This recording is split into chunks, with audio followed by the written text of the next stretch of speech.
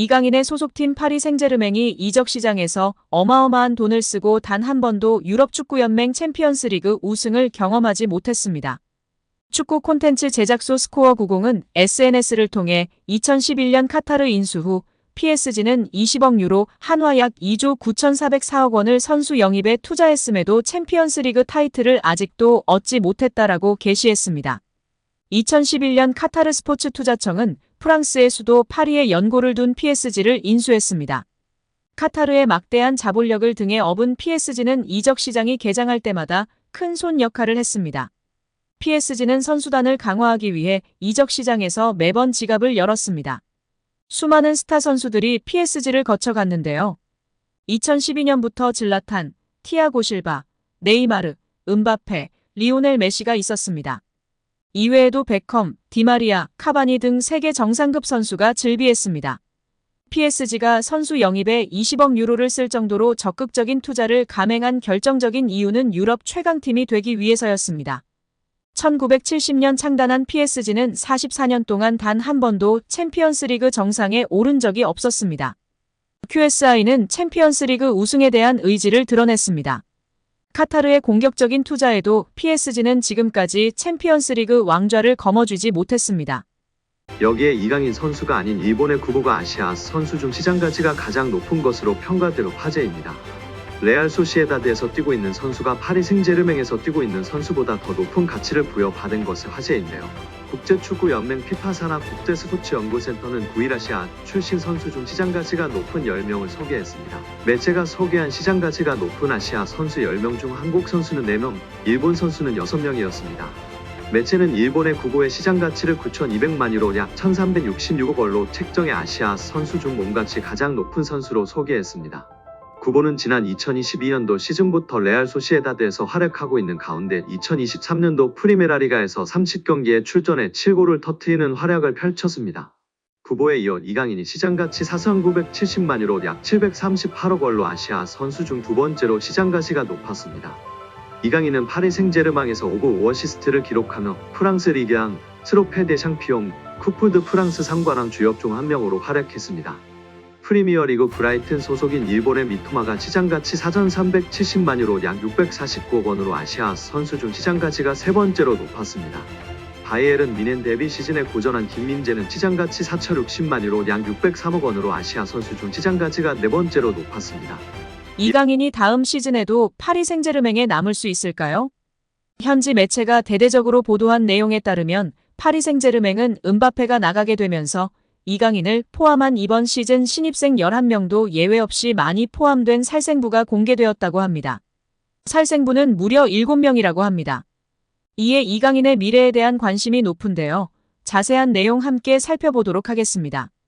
파리 생제르맹의 정보를 주로 다루는 PSG 인사이드 액터스는 루이스 엘리케 감독이 구단 수뇌부에 제출한 살생부를 공개했습니다.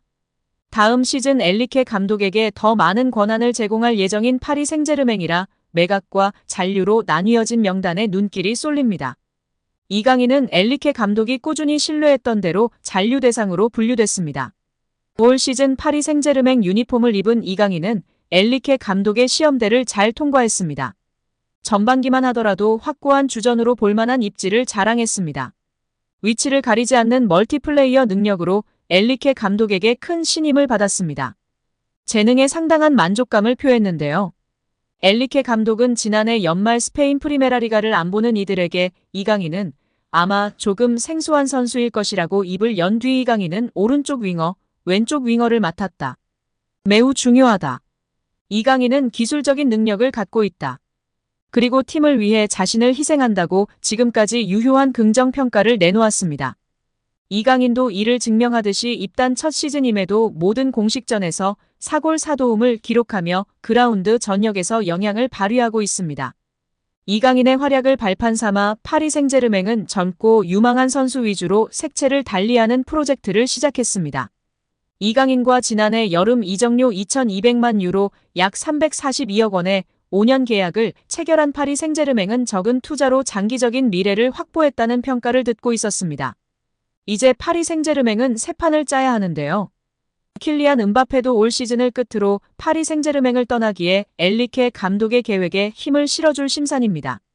때마침 알려진 살생부에서 이강인은 파비안 루이스, 콜로 무아니와 함께 잔류 대상자가 됐습니다. 엘리케 감독이 이강인의 능력을 호평한 만큼 다음 시즌에는 보다 주력으로 삼을 가능성이 큰데요. 매체는 이강인은 이미 엘리케 감독의 잔류 요청을 받았다고 말했습니다. 이강인과 달리 상당수는 칼날을 피하지 못했습니다. 매체는 오른쪽 백업 윙백의 노르디 무키엘레, 최전방 공격수 곤살로 하모스, 수비형 미드필더 마누엘 우가르테, 중앙 수비수 밀란 슈크리니아르, 수비형 미드필더 혹은 중앙 수비수 다닐루, 미드필더 카를로스 솔레르, 공격수 마르코 아센시오 등 7명입니다. 이강인과 함께 올 시즌 합류한 이들도 매각 대상에 올라 마냥 신입생이라고 안고 가는 모습은 아니었는데요. 이번 시즌 영입된 11명 중 4명이 포함되었습니다. 살생부 7명에 베랄두가 없는 게 이외인데요. 베랄두는 어려서 잠재성이 풍부하다지만 중앙 수비수로 쓰기 애매하고 다른 멀티 포지셔닝이 안 되어 있는데 걱정입니다. 왼쪽이 그나마 가능해도 왼쪽에는 이미 위카와 멘데스가 있습니다. 베랄두는 중앙 수비수 백업이라 해도 너무 불안한데요. 뭐 지켜봐야 할 것 같습니다. PSG의 동료들도 인정했습니다. 이강인의 시야와 정확도는 PSG에서도 정상급이라는 극찬을 들으며 화제입니다.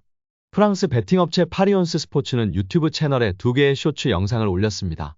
PSG의 미드필더 비티냐와 공격수인 브래들리 바르콜라가 각 부문별로 PSG에서 뛰어난 선수를 뽑는 것이었습니다. 두 선수는 오른발을 잘 쓰는 선수, 신체 능력이 뛰어난 선수, 시야가 좋은 선수 등 10가지 문항에 답했습니다. 이강인은 두 선수의 선택을 받았습니다.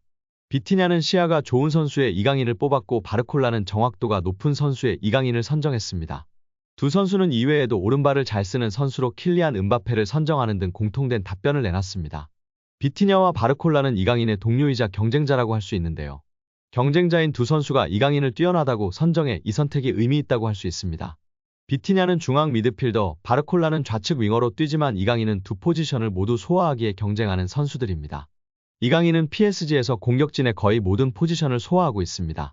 최전방 공격수를 제외하고 중앙 미드필더부터 좌우 윙어까지 모두 뛰고 있습니다. 하모스가 부진할 때에는 최전방 공격수 자리에서 폴스라인으로도 뛰었습니다. 그만큼 멀티플레이어 능력이 뛰어나고 다재다능하다는 것을 알 수 있습니다. PSG의 루이스 엘리케 감독 역시 이강인을 인정했습니다. 엘리케 감독은 이강인의 역할을 정해두지 않으며 그는 멀티플레이어로 뛸 수 있어 활용도가 매우 높다고 말했습니다. 이강인은 이번 시즌을 앞두고 스페인의 마요르카를 떠나 프랑스의 명문 PSG로 둥지를 틀었습니다. 이강인은 엘리케 감독 아래에서 기회를 꾸준히 받고 있습니다. 지난 9월 항저우 아시안게임과 1월 아시안컵 차출로 팀 훈련을 소화하지 못했음에도 엘리케 감독은 그에게 기회를 주고 있습니다. 팀 동료들에게 시야와 정확성이라는 정말 중요한 능력을 인정받은 이강인 선수인데요. 부상 없이 맹활약하며 행복 축구하길 기대하고 응원하겠습니다.